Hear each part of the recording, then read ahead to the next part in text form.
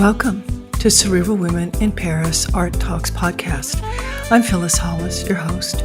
Years ago, after hearing an artist say art will save us, my intellectual curiosity was sparked, and I began a journey to understand exactly how. Through conversations with visual artists and the professionals who support them, I explore how art helps us see our history, our culture, our lives, and the experience of others in ways no other medium can.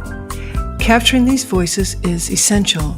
They remind us of the power of art and the importance of noticing life's simple beauty. And now, here in Paris, a city that has long welcomed the daring, the dreamers, and the defiant, I continue these conversations where art breathes, questions, and reminds us that creation itself is an act of liberation. Welcome and enjoy Cerebral Women in Paris. This episode features Ruba Katrib, the Chief Curator and Director of Curatorial Affairs at MoMA PS1 in New York, where she steers the museum's program and is a member of the leadership team. She is renowned for her bold, thought-provoking exhibitions and commitment to amplifying emerging voices. At PS1, Ruba has curated exhibitions such as The Gatherers in 2025, Ayoung Kim, Delivery Dancers Codex, also in 25, Rirkrit Tiravanija, A Lot of People in 2023, Greater New York in 21, Niki de Saint Phalle in 2021, to name a few. From 2012 to 2018, she was a curator at Sculpture Center in New York, where she organized over 20 exhibitions. And now, in 2026, she will assume the role of curator, Art Basel and Basel's Unlimited Sector, a unique platform for large-scale projects. Each year, it showcases mammoth installations, expansive sculptures, massive wall paintings, extensive photo series, and video works of enormous size and ambition.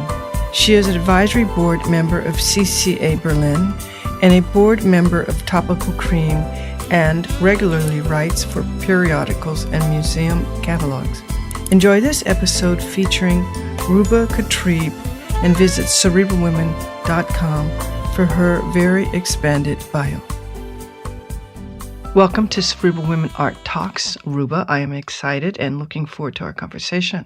Thank you, likewise. So let's start with, when did you recognize your interest in the visual arts? I wasn't really ever exposed to art as a child. I was perhaps more interested in drawing and inclined to daydream and sort of maybe less like my other classmates. And so I think I feel like my family almost was like, oh, you're arty or you're into art. And even though they didn't really know what that meant, it's sort of stuck in my mind, I think. And I liked art class in school. I mean, it was very rudimentary, but I was drawn to that.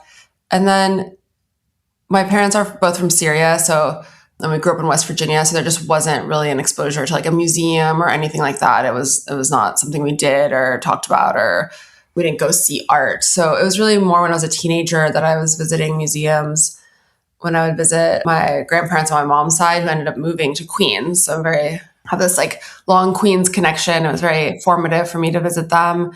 And my uncle Ali was a photographer, like more journalistic photography, but studio photography too. And so he had a dark room in the basement of their house. And I remember being so fascinated by that.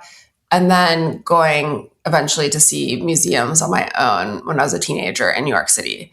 And that was really how I came to understanding that art was a field, but also eventually realizing it was something I could maybe do or be a part of. Is that when you decided to study art? Yeah, I continued with art classes in high school. I did take like a photo class at a nearby community college. And so I was really focused on making. And I was either going to go into political science or art. And then I decided to pursue an art degree. And I went to college actually at an art school. And I switched pretty quickly into visual and critical studies and got a BA. So I was a bit lost in the studio program. It wasn't quite for me, but I knew I wanted to be there. And it took a while for me to understand that there was other roles or jobs or things you could do that wasn't just being an artist yourself. And it was a real kind of like thrown into the fire and figuring it out on my own in college. But yeah, I just felt compelled. I always sort of follow my instinct, and I was just pulled in this direction. So it was at that point you decided to research being a curator? Well, with some friends, started a nonprofit called Three Walls, which was an artist residency space. And it was really like someone who I met in like some parties in college who had just come into some money from his grandmother passing and just had this idea. And he wasn't an art person at all. And he was like, hey, you're into art. You go to art school. Would you want to be involved in this? And so I said, sure. And we figured out how to start a nonprofit on our own. I think I was like my second year of school. So maybe like 19, 20 years old. And we launched this institution, which actually still exists in Chicago today. I mean, I'm not involved or anything, but just kind of an amazing run for the space. And through that, I learned what curating was. But prior, I think I was not really sure like whether I'd be an arts administrator or like what role I would take. And I was really following like the curricula of my art school. I went to the School of the Art Institute of Chicago, and they have a million classes, all with really clever names. And it was very seductive, but I really was navigating through what was on offer there and not really applying or thinking about it in relation to job prospects. But then through my work at Three Walls, I understood like I really loved running this nonprofit. I really loved working with the artists in their studios, and I really loved thinking through what their final show would be and figuring out how to do that.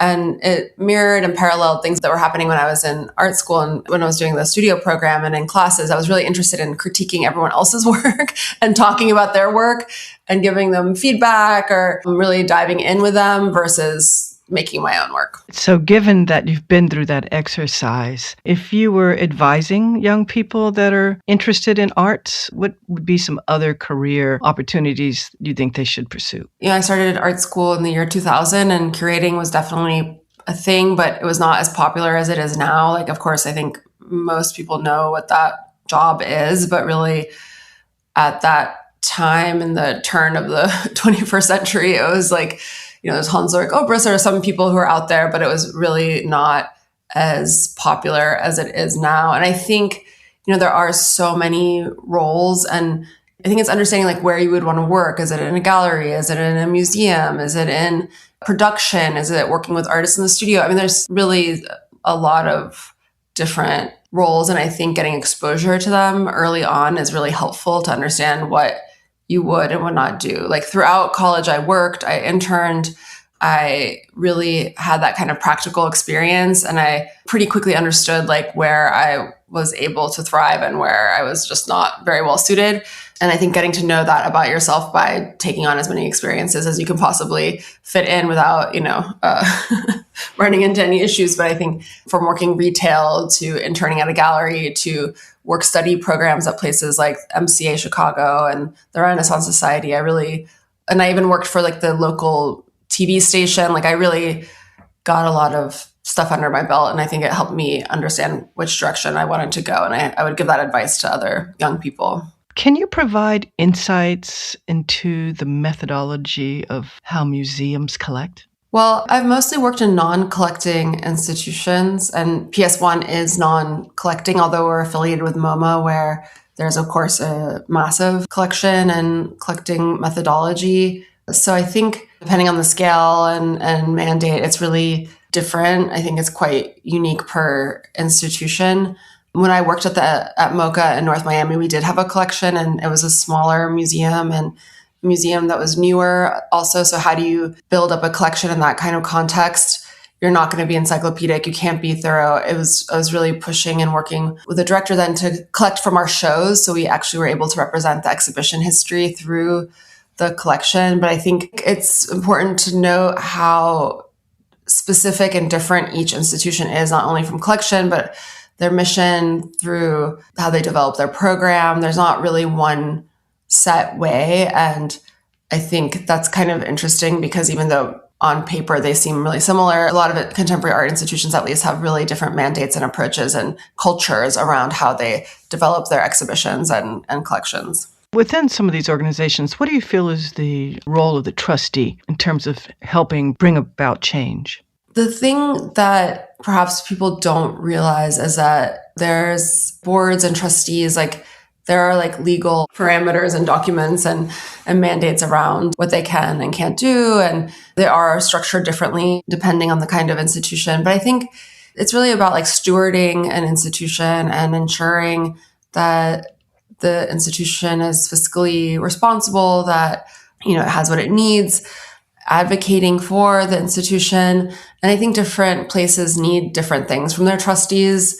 I think in terms of change, I think the board of trustees of any museum is very influential, and sometimes they're more hands-on, maybe they're less hands-on and providing support in other ways.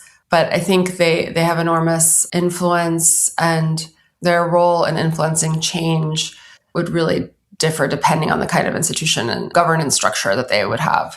But I think it's also important for trustees and people involved in institutions to really get to know the staff and really get to know the curators and really connect with everyone that works at the museum, not even just the curators, because they're not often on the day-to-day. So I think for them to understand the day-to-day is really important for them to perhaps affect change and be responsive to the actual context. What type of relationships do you like to have with artists? I'm very hands-on and very collaborative. I really like working closely with artists.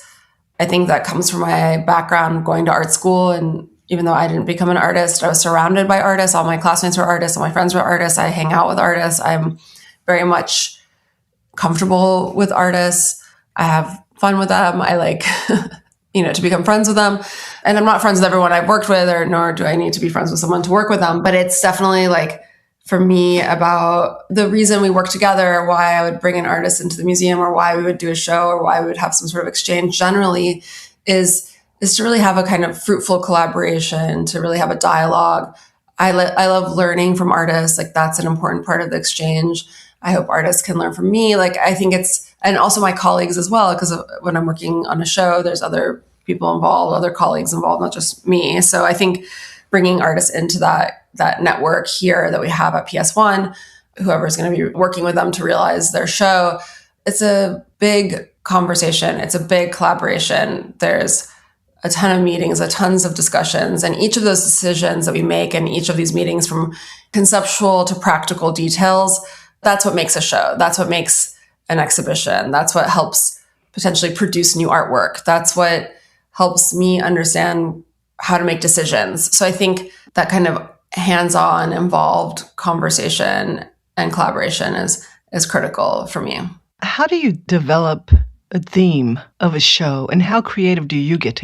Working on solo shows, it's often maybe I'll have an idea for a direction or bodies of work we should show, or framing devices for an exhibition. And then, of course, in close collaboration with the artist, would talk that through and develop that with them. For thematic group shows and idea-based shows, I really stay attuned to everything. I consume a lot of different art, culture, media. I read novels. I go to the opera. I read the news. I listen to podcasts. Like, I'm not just focused on art or art history or art-related content. I really have to cast a wide net, because also artists are interested in politics and economics and everything. So I think it's really through a sort of pattern recognition, note-taking, attunement, a sensitivity to what's happening, what could come. I really anticipate a lot. I also talk to artists, and they're, of course, usually very attuned to what's happening and things that others might not notice. And I think things that they're picking up on, I always take note of. So I rarely am trying to just pull something out of a hat. It's actually always informed by so many different factors and tying back to what artists are doing. So if artists aren't dealing with an issue, if they're not taking it on, if they're not interested in it, like, it's not going to work. So I think any thematic that I'm coming up with is responsive to what's happening now in art. And at the opening of an exhibition that you've curated, do you get a sense of whether or not the viewers are captivated by the show or understanding the messages, the signals that you were hoping this show would emphasize? That's an interesting question because I think a lot about that at the outset, and I think a lot about that in the development of a show. But at the time of an opening, I really don't focus so much on what people think. Right. And it's a double-edged sword because there's good feedback, critical feedback. Like I take it all, but I just take it all as information. But I don't really have like any more, I think, a emotional response to that because there's just so many different perspectives, positions, things that can happen. I don't really read like reviews anymore. It's honestly, I think, because it just goes out in the world and it is, and you can't really control it or hope for one thing or another. And I think a lot of art is like that too. Like artists make things, they go out in the world and maybe they think this or that will happen, but we never really know. And it also changes over time because sometimes a show comes out and there's a really negative reception, but then like a few years later, everyone's like, that was the most important show. Or something comes out and everyone's so excited and they think it's fantastic and they're talking about it all the time and then they've forgotten about it and it's never mentioned again. So I think it's like that immediate response versus like staying power versus relevance over time. Like there's so much, I'm always thinking like long game, honestly. Like, so I usually don't respond or react to like immediate things like that. I take it as information. Like I'm not ignoring it entirely, but it's also like not something I'm going to act upon immediately or anything. It's probably healthy. Plus you do so much work leading up to the actual opening. You've really given it your all. You've put 110, 20, 30, % into making something happen. It's like you did it, you pulled it off. Whatever comes, comes. Within the contemporary art world, what trends do you find promising? I think it's less trends, maybe. I feel a shift for sure right now, and I don't know where it's going, but I think we just opened Greater New York on April 16th, and that's a survey show we do every 5 years of New York-based artists. We've been doing it since the year 2000, and so this is the 6th edition. And I was really excited by what younger artists were doing. Like all the artists in the show are incredible. It's an intergenerational show, but it was really also one of the first times I was encountering like what felt like a new generation. Maybe it's not technically Gen Z or whatever, they're like younger millennials and Gen Z. There was just a different attitude and feeling and also an openness that felt really different. And, the art world has been really topsy-turvy for a while. And I think that this generation and I think artists across the board are rethinking their relationship to the art world, their expectations, and really focusing on their work in a different way. And I think good stuff is coming out of it. So there isn't so much hyper-focused on like the next hot thing, which I think is really going to help artists work and help art in general. And that I think is a shift right now. So in this current environment that we're in, what do you feel is the role of the collector and the art patron?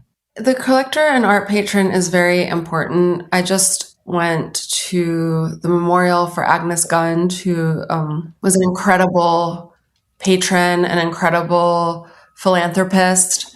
And it was so inspiring to go to this memorial and see, it must have been over 1,000, if not more, people there, plus like live streaming it. And just the impact that one person had is amazing to see. And she never wanted to get in the way. And I think that's also really incredible. She trusted and followed the lead of artists and curators and the institutions she supported. And she made what they were doing possible.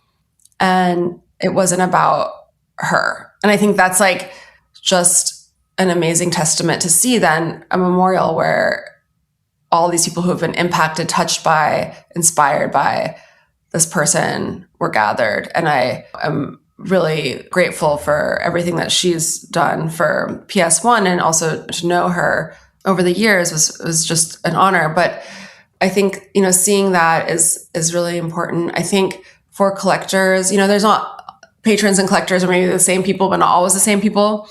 I think for collectors, I think it's important to create, community and to support community and be a part of community. And that's what art is. Like, I think that's why most of us are in it.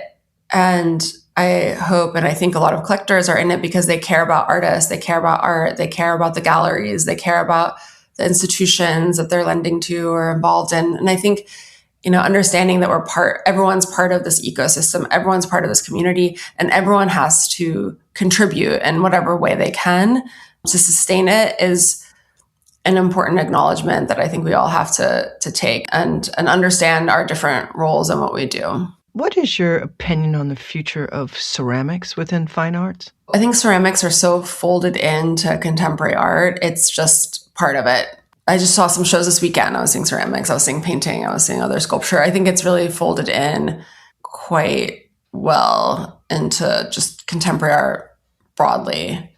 So I think it has a strong future. So share with us, what are you excited about right now?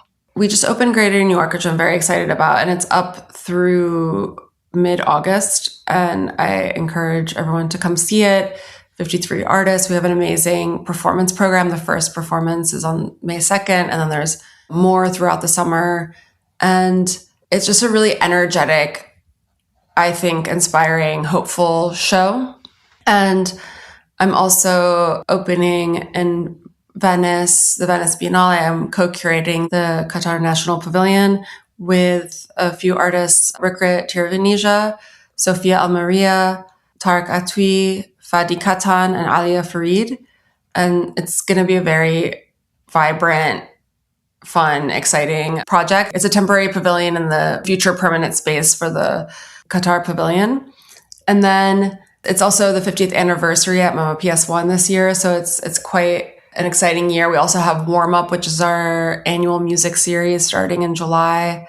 I'm doing a big courtyard project with Precious Okiaman. So it's a many things that have been in the works for a long time coming to be right now and more to come. But I'm very excited about all of these projects and feel very lucky to be working on them. What do you feel is the purpose of art? The purpose of art is really to think.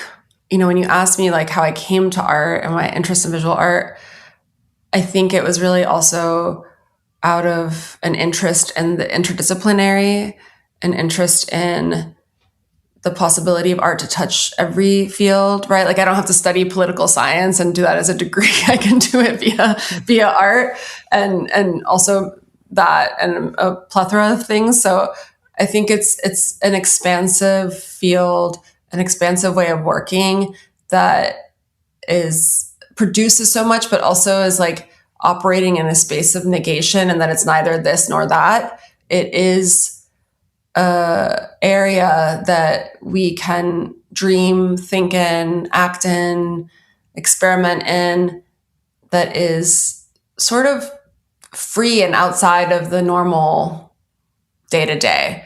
And I think it's really important to maintain that space because it's not that it's changing our reality, like maybe you could say it does, but it's more that we need it to be able to survive, I think, to be able to live day to day. Like you need that space, you need that like release, like society needs it, culture needs it. It's really, I think, even more and more paramount as it's potentially at risk, but maybe more precious and unique and needed than ever. I've always just wanted to do things and make things happen. I've always wanted the freedom and space to make things happen, to do great projects, to do things in a different way, to push things forward, to change what we think is possible.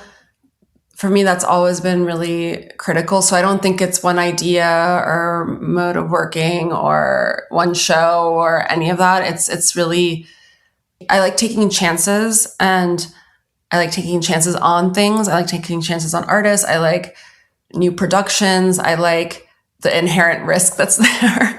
So I think that's something that I really thrive on and hope I can facilitate and then bring to others. Thank you. This interview has been great. I've gotten to know you better. I appreciate the work you do. And you have a lot on your plate, and you're doing a very outstanding job of getting it all done. Congratulations. Bravo. Thank you so much, Phyllis. It was great to chat. Thank you for listening to Cerebral Women Art Talks podcast. For additional content, please visit cerebralwomen.com and be sure to follow Cerebral Women on Instagram.